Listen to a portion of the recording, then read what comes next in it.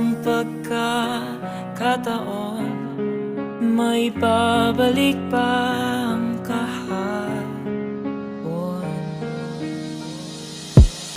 Ngayon ikaw ay nabalik,